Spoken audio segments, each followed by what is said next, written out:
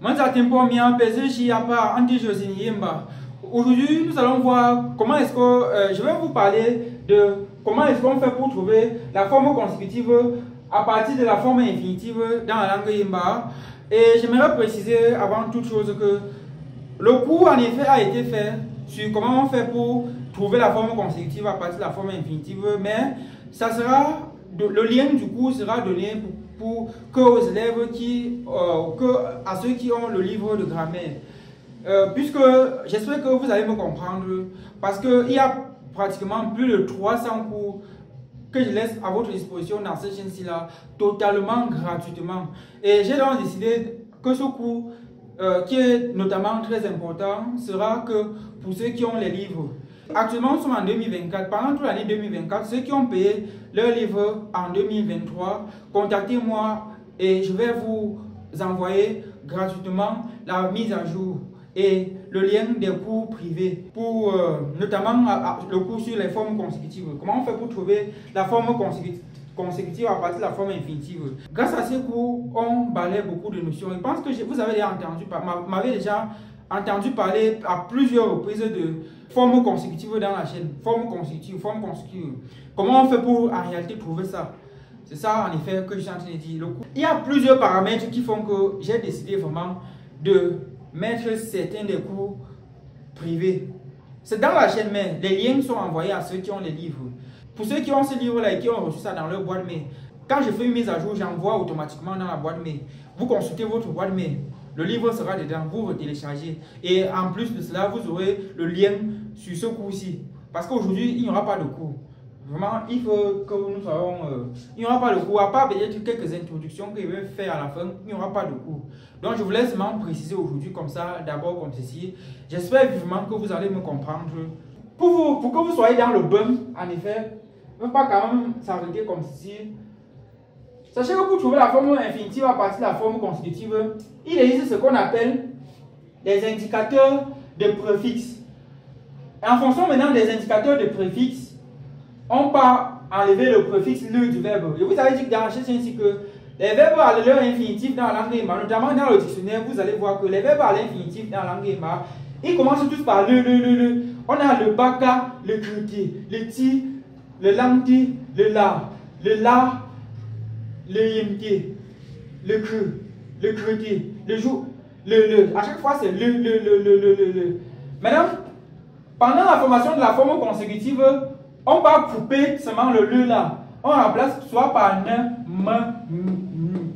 combinaison des deux ici, soit par soit par combinaison des deux ici, soit par combinaison des deux ici. Vous voyez? Donc, c'est comme ça. On coupe le là, on remplace soit par ça. Il y aura des, comme je l'ai dit, des circonstances où l'indicateur disparaît, des circonstances où l'indicateur ne disparaît pas. L'indicateur, c'est tout simplement le caractère qui est placé après le. Par exemple, le petit, l'indicateur du verbe le petit, c'est pas ce caractère-ci. Donc, c'est comme ça. L'indicateur, par exemple, du verbe le jour, qui est comprendre, le jour. L'indicateur de le jour, c'est je. Après le on a je. Le je, si c'est son indicateur. On va dire dans le cours que, dans le cours qui a été expliqué, on dit que lorsque l'indicateur est le C, le tien qui est C, je, ne, te, ze. Quand l'indicateur est l'un de ceci, alors ces indicateurs-là restent en plus. Le verbe, la forme consécutive est obtenue en remplaçant ça par ne. C'est-à-dire, on a ça, on a le est remplacé, le est coupé et est remplacé par ne et l'indicateur reste. Comme vous voyez là, ici c'est une jour qui est comprendre. J'espère que vous... Bon, ça c'était juste pour que vous soyez dans le bain.